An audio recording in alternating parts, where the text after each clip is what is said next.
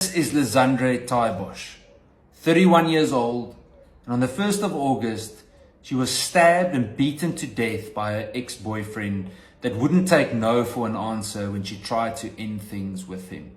Why am I sharing this with you?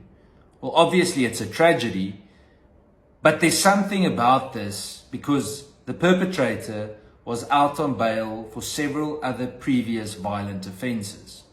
Like with Sipokazi Boy, when she was killed by her boyfriend or ex-boyfriend that was out on bail for previously beating her into hospital.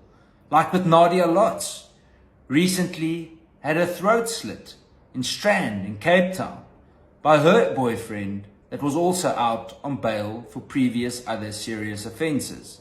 This morning my team was in one of the magistrate courts in the Western Cape where a teenage girl that had been attacked by her ex-boyfriend also has to now go through all of this trauma all over again because the perpetrator was out on bail for previously stabbing her, having one of her lungs collapsed, ending up in hospital because the state didn't do their job to keep the perpetrator behind bars.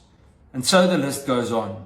Whether it's Lizandre Taibosh that I spoke of first, Sipokazi Boy, Nadia Lotz, there are so many more.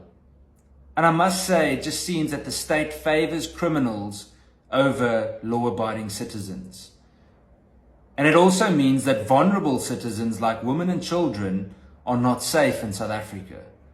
So I'm sharing this to ask more men to step up and say not in our name. But I'm also sharing this to make sure that Lizandre doesn't just become a statistic. We've reached out. We're going to see what we can do to possibly support the family.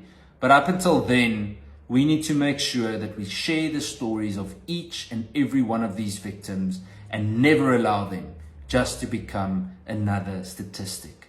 That is how the state sees them, and we cannot allow that. It is because of apathy that we are in the situation that we are in this country.